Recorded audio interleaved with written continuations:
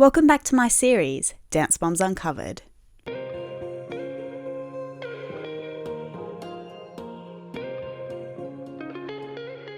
When I first watched the show as a teenager, I thought highly of Melissa because she wasn't as argumentative as the other mums. For this reason, I probably gave her the benefit of the doubt more than I should have. But since then, we've heard other cast members claim that she intentionally hurt others in her quest to make her children stars. Today we'll be looking at what these claims are and whether they hold any credibility, because there was much more to Melissa's actions than the producers cared to show. Feel free to share your thoughts on the following evidence. First, let's look at sneakiness at the studio. It's a well-known fact that Melissa worked at the front desk of the studio for several years, and she is obviously very well liked by many of the students there, especially the senior company, considering that many of them have publicly called her their second mum. And it's easy to see why. Melissa claims that she used to help out kids who forgot to bring their shoes or leotards because they would get in trouble if they didn't have them. But Abby has made claims that helping these kids involved theft. She has recently stated that she paid a forensic accountant who discovered that Melissa was giving kids tap shoes and claiming that she paid for them by writing out receipts without actually paying. She apparently paid tuition bills for students too, but the transactions never came through. If they came in and they're like, oh, I forgot a pair of shoes, I would find a pair of shoes like in the lost and found for them because they would get in trouble. Or I forgot my leotard, I always took care of the kids. That's Somebody one named and a half Melissa was so stealing far. from me. They can't afford to buy their tap shoes. So I just paid for them. You'll see the receipt in the book. Like instead of you paying your tuition, Right. she's going to pay your tuition for you and you're going to go work for her because you can't afford to have your kid in dance, really. Right. Yeah. So the receipts are getting made out, but the money, the transaction is never going through. Over the years, we've had plenty of accusations that Melissa refused to schedule privates for kids in their group. But recently, Kelly and Christi elaborated on their podcast. They say that Melissa would take private lessons from other kids, even Chloe's regularly scheduled privates, which she had been attending for around 3 years before the show. They add that Maddie had her own private lessons every day, so she didn't need the extra time. Everyone would say, if you don't like it, why didn't you get more privates? We tried. Yeah, we couldn't get them. We couldn't get them because Melissa was the one scheduling them. Even when you had a standing private, they were eliminated. She would take it. Yep, they Chloe were had eliminated. the standing private for like 3 years, and then I went back that year, and it was gone. Maddie had it. Melissa gave it to Maddie. And I was like, she has a private every day. Melissa has been accused of several other sneaky behaviours. Kelly says that Melissa called her and told her that Abby had Maddie practice her In My Heart solo without music. And Abby has accused Melissa of not wanting Nia to join them in Australia. Although it should be noted that Abby clearly didn't like Nia in season 5, so it's very likely that Melissa just went along with whatever Abby said. Remember, she called me on the phone and was saying that Abby had her practice it without the music. Jump ahead 2 years and Nia's not allowed to go to Australia with us. No. Melissa made that happen. Next, let's explore overly competitive actions. In a recent Q&A, Melissa said that trophies and crowns are not the most important thing in competitive dance. She believes that camaraderie amongst the dancers is more important. However, other cast members have suggested that this was far from her attitude when she was on the show. I've covered this topic before in a previous video, but the list of accusations somehow keeps growing. Christi claims that Abby once sent Chloe to go for a title, and when Melissa found out that Maddie wasn't entered, she went and entered Maddie anyway. A trophy and a crown is not the most important thing. I think the camaraderie of all the dancers is really, really important. Abby sent Chloe for a title at a competition and didn't have Maddie entered. Well, Melissa heard about it and went down and did it. Christi still stands by her claim on the show that Melissa would take judges out to lunch and buy gifts for competitions across America. She and Kelly have added that Melissa also used to buy Louis Vuitton purses as gifts for Abby and Gianna. And on the after show of her podcast, she described a situation where Melissa messed with Chloe's music at a competition, almost getting her disqualified. Apparently it's something that still makes Chloe upset to this day. She takes music producers out for coffee. She takes judges to lunch. She sends gifts to the competitions in America. And everybody you guys are nodding along because I'm not saying anything that we don't all know. Okay. And I also have a very interesting Melissa seedy story. It's one of the things that Chloe still to this day, like, pisses her off. And then she says, what did you get Gianna for Christmas? Because Melissa used to buy them like Louis Vuitton purses. Yes. Sorry, I could not afford to buy my dance teacher a Louis Vuitton purse. Christi and Kelly don't believe that it was the jib operator who caused Maddie to forget her solo in Season 2, Episode 13. James, a producer on the show, says that Melissa and Abby always blamed production for things in order to make Maddie look better. She had said that the jib, which is the camera, came too close to her. And I don't know what other issues they had said. And that was the reason. But I don't know. I don't think that was the reason. Especially when anything happened with Maddie. I feel like Melissa and Abby kind of became like the echo chamber where it's like, oh, it's who can we blame? And then the producers are the convenient scapegoat. The ALDC mums aren't the only ones speaking out about Melissa's competitiveness. Jo Morales has accused Bridget, Melissa and Abby of sabotaging her daughter Mackenzie. Apparently Bridget made Mackenzie say something horrible, recorded her saying it, and then showed Melissa the video. Melissa then passed it on to Abby. One of these three women then showed the recording to the judges of a competition that they all attended, one of whom went on to give Mackenzie a very low score. It's ironic that despite all of these allegations, Melissa held a class on competitive kindness recently at the 360 Dance Experience competition. Evidence number 3, relationship lies. In the production notes from Season 1, Christi and Kelly discuss Greg, saying that Melissa didn't tell him that she had hired a maid.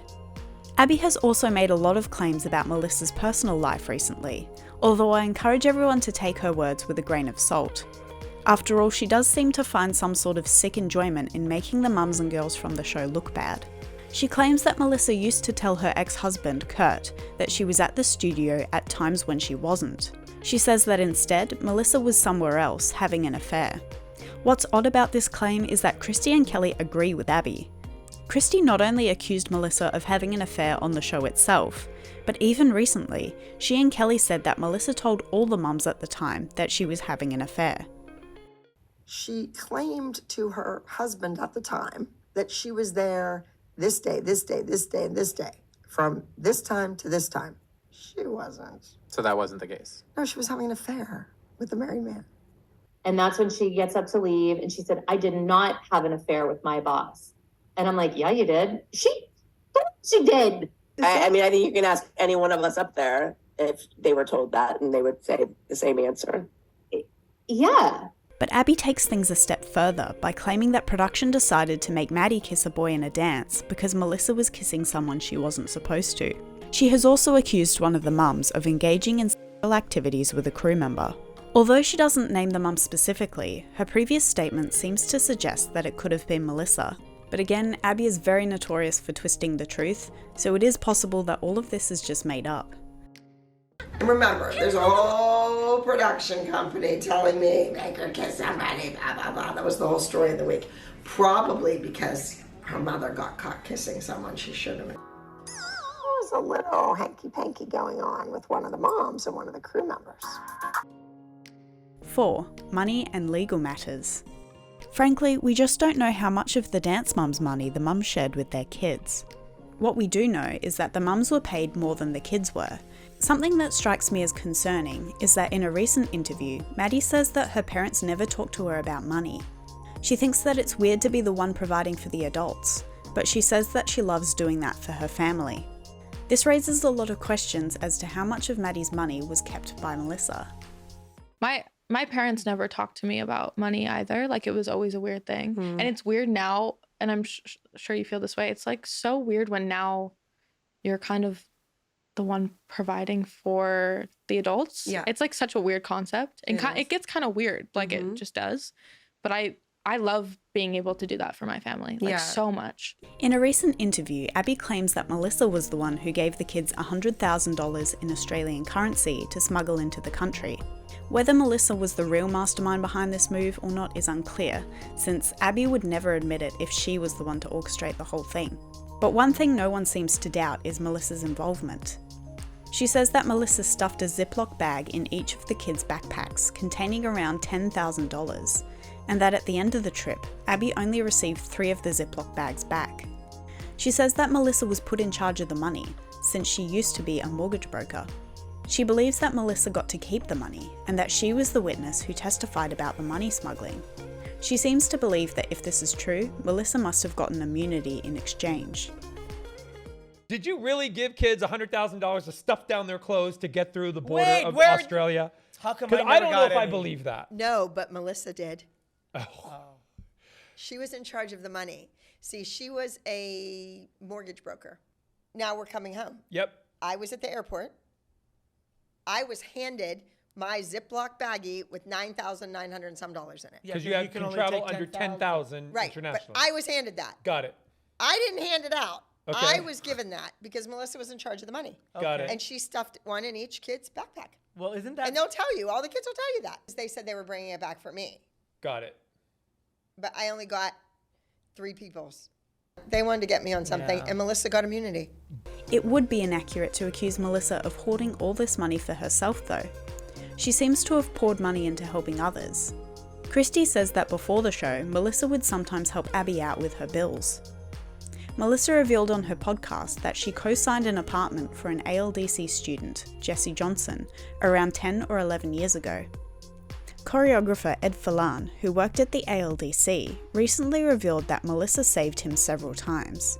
Apparently, she helped out when his checks bounced, and when he and Abby went out to dinner and Abby couldn't afford to pay for it, Melissa was the one who came over to help them. I liked when Abby said, "You have a man at home that pays all your bills. I don't. I have to pay my bills." Although, I think at times Melissa helped out there, huh?